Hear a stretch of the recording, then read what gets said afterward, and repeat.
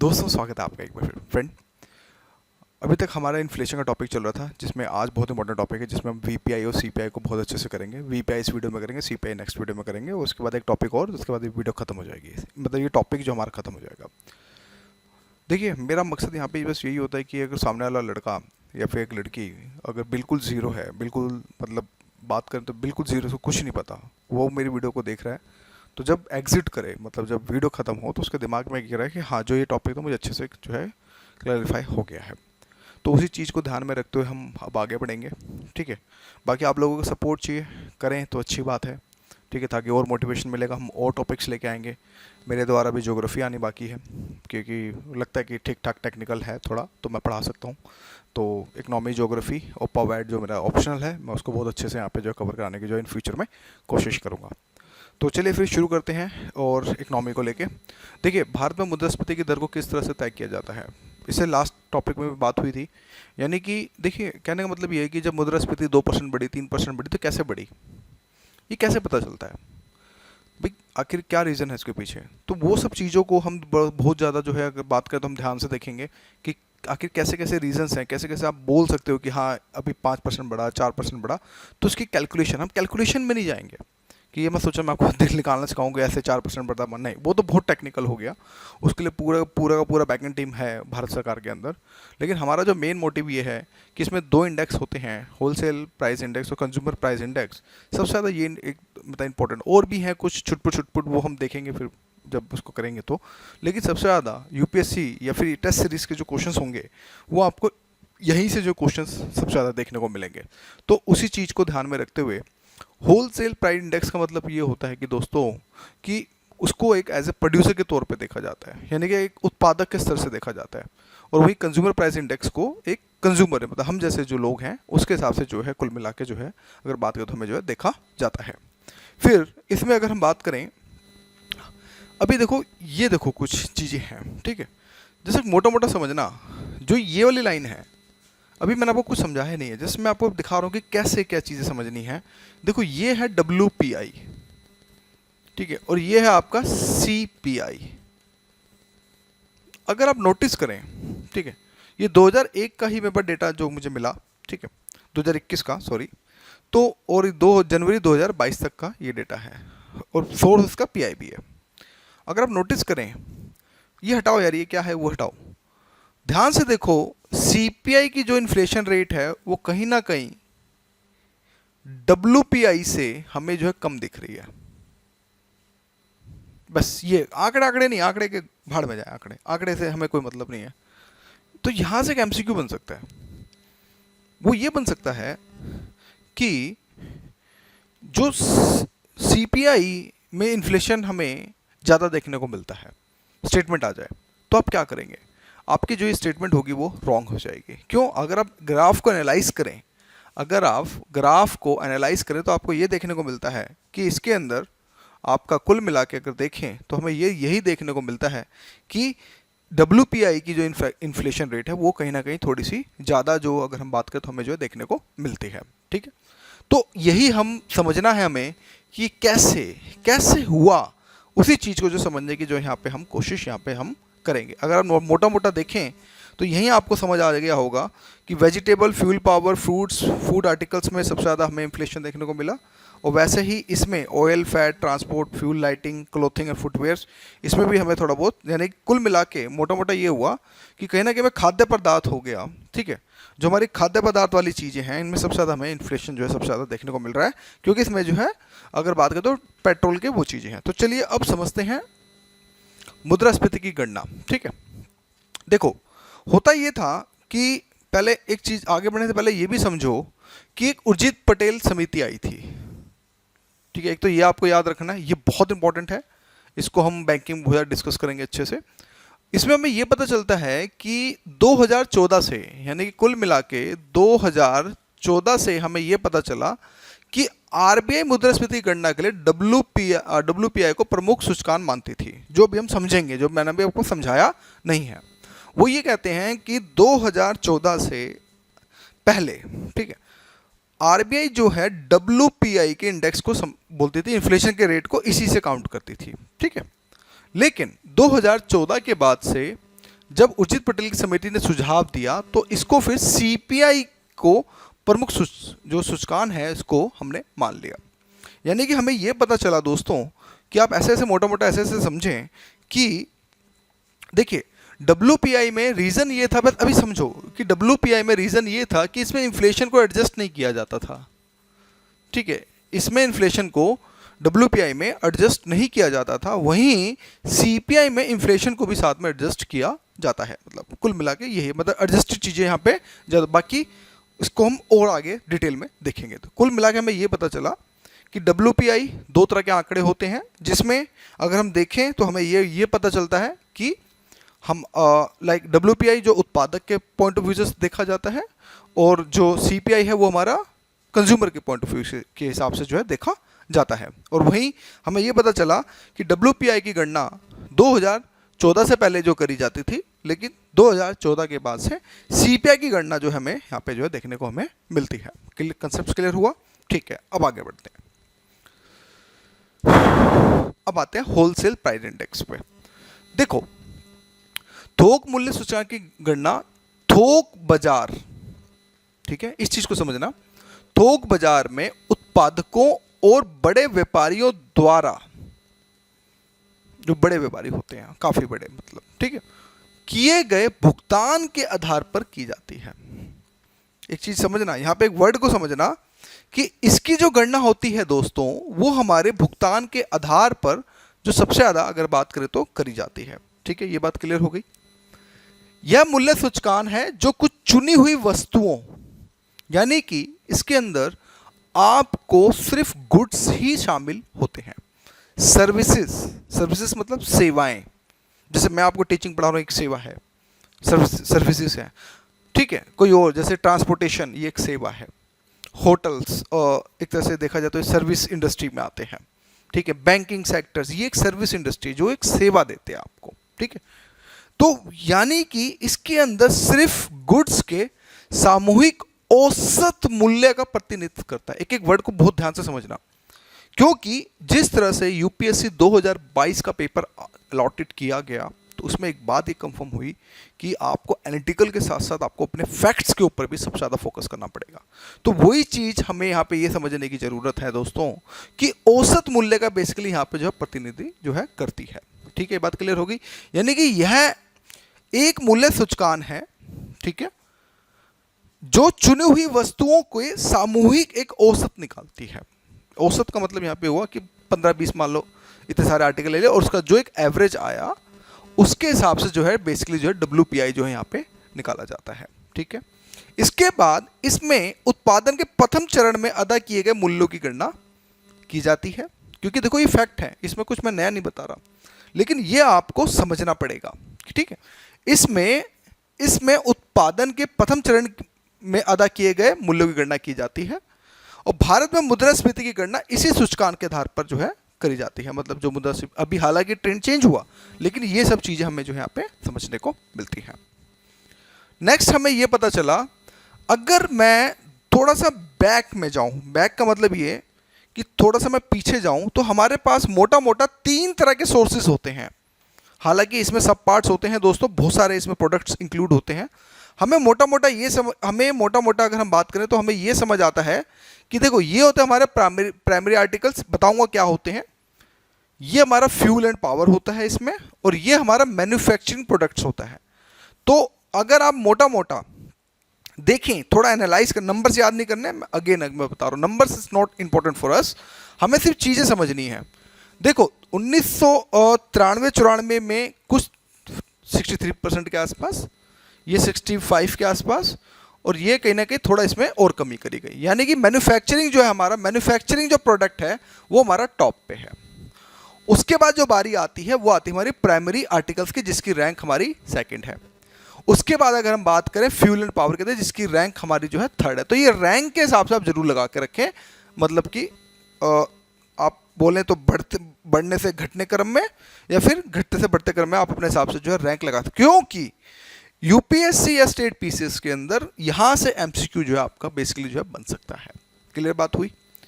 अभी तक हमने कुछ ज़्यादा नहीं सीखा, WPI के बारे में से समझा, टेक्निकली हमने कुछ ज़्यादा नहीं जाना, अभी हम जानेंगे आगे, क्योंकि ये टॉपिक दोस्तों बहुत हॉट टॉपिक है और यहाँ पे मैक्सिमम बच्चों के ऊपर से, सर के ऊपर से निकल जाता है। तो उसी चीज़ को बिठाने की कोशिश यही है कि हमें ये पता चला, हमने कंपैरिजन ये देखा 1993-94 का, 2004-05 का, और अभी जो है आधार वर्ष हमारा जो ये चल रहा है, हमारे पास एक्यूरेट डेटा, हम इसी डेटा को जो है इसी प्रोसेस में फॉलो करते हैं। यानी कि WPI में हमें 3 तरह के स्ट्रक्चर देखने को मिले, जिसके अंदर मैन्युफैक्चरिंग गुड्स, उसके बाद आपका प्राइमरी आर्टिकल्स, और इसके बाद हमने फ्यूल एंड पावर। और हमें ये बात पता चल गई ये सारे गुड्स हैं, ये सर्विसेज यानी कि सेवाएं नहीं है, ये सिर्फ मतलब कि उत्पाद हैं, मतलब राइट, ये बात समझ आ गया। तो यानी कि हमें ये पता, हमने एनालिसिस भी किया और हमें ये सारी चीजें कुल मिला के जो हमें पता भी जो है हमें चल गई हैं। ठीक है, अब आगे बढ़ते हैं। इसमें 3 घटक हैं। 3 घटक कौन से? ये जो मैंने एक्सप्लेन किया आपको, आधार वर्ष की बात आती है, पहले समझते हैं आधार वर्ष क्या होता है, इसको समझ लेना। देखो दोस्तों, आधार वर्ष का मतलब होता है कि जब गवर्नमेंट एक आधार मान के चलती है किसी चीज का, अगर किसी चीज का कंपेयर करना है तो उसको एक आधार के तौर पे जो है ले लिया जाता है। जैसे कि WPI में आधार वर्ष 2011-12 का जो है आंकड़ों के साथ कंपेयर किया जाता है। यानी अभी अगर 2022 चल रहा है तो अगर गवर्नमेंट अगर कुछ तुलना करेगी, ठीक है, तो उसको 2011 से और 2022 के बीच में तुलना करेगी। यानी कि आधार वर्ष मान के ये चलो, मोटा मोटा ये मान के चलो कि मान लो जैसे आधार वर्ष, जैसे कि मान लो हमारा 100 रुपये हुआ, ठीक है, और अभी जो महंगाई मान लो 125 रुपये होगी उसी प्रोडक्ट की, तो गवर्नमेंट ये बोलेगी 2011 में अगर आधार वर्ष 100 रुपये है और अभी अगर मान लो 125 है, ठीक है, तो गवर्नमेंट ये बोलेगी 25% जो है महंगाई बढ़ी है। कितने? क्योंकि गवर्नमेंट ने आधार वर्ष जो है 2011 और 12 को चुना था। तो इसी कंडीशन के अंदर यहाँ पे हमें ये पता चला कि इसका आधार वर्ष, हमें ये चीज़ जो है हमें समझ आ गई। क्लियर हुई बात है? आधार वर्ष का मतलब ये होता है कि जब किसी चीज को नापने के लिए जब गवर्नमेंट एक ब्लॉक करती है किसी वर्ष को, उसको हम आधार वर्ष के तौर पे जो है हम समझने की जो कुल मिला के जो कोशिश यहाँ पे करते हैं। नेक्स्ट, हमें ये पता चला इसमें 3 घटक होते हैं। 3 घटक जो भी मैंने दिखाए थे आपको, जिसमें आपका पहला क्या था? मैन्युफैक्चरिंग गुड्स, दूसरा क्या था? प्राइमरी आर्टिकल्स, और तीसरा क्या था दोस्तों? हमारा फ्यूल एंड इलेक्ट्रिसिटी। अब आते हैं इसमें 3 घटक होते हैं, जिसमें निर्मित उत्पाद, जिसको मैन्युफैक्चरिंग कहते हैं, जिसका परसेंटेज कुछ इसके आसपास है लमसम, प्राथमिक आर्टिकल्स जिसमें इसका इतना परसेंटेज है, और बिजली, ईंधन और बिजली जिसका 13.1% के हिसाब से हमें जो है चीज़ें देखने को मिलती है। ये बात समझ आएगी फैक्ट्स में। हमें ये पता चलता है कि VPI जो होता है आर्थिक सलाहकार कार्यालय, वाणिज्य और उद्योग मंत्रालय द्वारा प्रकाशित किया जाता है। यानी कि कुल मिला के मोटा मोटा ऐसे याद रखो कि इसको कॉमर्स मिनिस्ट्री द्वारा जो है इसको प्रकाशित किया जाता है। ये बात क्लियर हो गई? यानी हमें यह पता चला कि इसको WPI और CPI को, मतलब ये चीज़ आपने ध्यान रखनी है कि आर्थिक सलाहकार के इसके द्वारा इसको कॉमर्स मिनिस्ट्री जो है करता है। और इसमें एक ये वर्ड भी इंपॉर्टेंट है कि आर्थिक सलाहकार कार्यालय। कभी कभी अगर UPSC ना खुदा ना खास्ता कोई ज़्यादा डेप्थ में पूछ ले तो उसमें ये डिपार्टमेंट भी पूछ सकता है कि आखिर कॉमर्स मिनिस्ट्री में इस डिपार्टमेंट के द्वारा जो है किया जो है बेसिकली जो है जाता है। तो हमें ये बात पता चल गई। यानी कि हमें ये पता चला कि निर्मित उत्पाद, प्राइमरी आर्टिकल्स, और इसमें ईंधन और बिजली को जो है इसमें कुल मिला के शामिल किया जाता है, और इसमें आर्थिक सलाहकार कार्यालय जिसको वाणिज्य उद्योग मंत्रालय द्वारा जो है प्रकाशित किया जाता है। VPI में केवल वस्तुओं का मूल्य नापा जाता है। हमें, जैसे कि मैंने आपको पहले बताया कि इसमें दोस्तों सबसे पहले मूल्य का जो है यहाँ पे हमारा जो है नाप जो है बेसिकली जो है किया जाता है। यानी कि हमें यह बात पता चली कि मूल्य का जो यहाँ पे वस्तुओं का जो है मूल्य को यहाँ पे गिना जाता है, और पहले चरण के भुगतान के आधार पर मुद्रास्फीति गणना की जाती है, और उत्पादक और थोक व्यापारिक भुगतान को जो है बेसिकली इसमें जो है ध्यान रखा जाता है। ठीक है, क्लियर हुई? अब आते हैं थोड़ा, देखिए अभी तक हमने 3 आर्टिकल देखे थे, जो नंबर 1, नंबर 2, नंबर 3 हमने ये आर्टिकल देखे थे। अब उसके अंदर भी चलते हैं थोड़ा सा, मतलब वो जो आर्टिकल जो मैंने आपको स्टार्टिंग में जो दिखाए थे ये वाले, अब जो मैं बात डिस्कस करूंगा वो बेसिकली इनके ऊपर जो वेटेज है, जैसे कि 64 वेटेज क्यों है, 30, क्योंकि इतने इनकी वेटेज जो है यहाँ पे दी गई है। ठीक है, इनकी वेटेज दी गई है, इसी वेटेज के थ्रू जो है मुद्रास्फीति की जो गणना करी जाती है। तो हमें यह पता चलता है कि अगर हम देखें तो हमें ये पता चलता है कि इसमें 697 प्रोडक्ट्स करंट अगर हम इंक्लूड करें, जैसे 2021 तक के अगर डेटा को हम देखें, 2021 और 22 के डेटा को देखें, तो हमें ये पता चलता है कि 697, ठीक है, 697 जिसमें प्राथमिक वस्तुएं, ईंधन, बिजली और विनिर्मित उत्पाद को जो है, इसको मूल्य को जो कुल मिला के जो है गिना जाता है। ठीक है, वीपीआई औद्योगिक वस्तुओं और मध्यवर्ती वस्तुओं जैसे खनिज, मशीनरी, बुनियादी ढांचा आदि प्रकार की वस्तुओं को भी जो है शामिल करता है। इसमें हमें ये बात ये पता चली कि इसके अंदर एक बात आपने जो ध्यान रखनी है कि औद्योगिक वस्तुएं, मध्यवर्ती वस्तुएं जैसे खनिज, मशीनरी, बुनियादी धातु आदि प्रकार की जो मतलब की वस्तुएं जो है यहाँ पे जो शामिल करी जाती हैं। 2011 आधार वर्ष है। भारत सहित केवल कुछ देशों में इसका जो है इस्तेमाल किया जाता है, कुछ ही, मतलब ऐसा मत सोचें कि बहुत ज़्यादा देशों में वीपीआई का इस्तेमाल किया जाता है। मैक्सिमम डेवलप कंट्रियां अब जो है सीपीआई को कर रही हैं, और इवन भारत भी जो है 2014 के बाद से अगर बात करें तो अब सीपीआई पे ही कन्वर्टेड हो गया। वीपीआई तो अब सिर्फ एक होल्ड प्राइस इंडेक्स के बारे में ही जो कुल मिला के जो है बात करता है।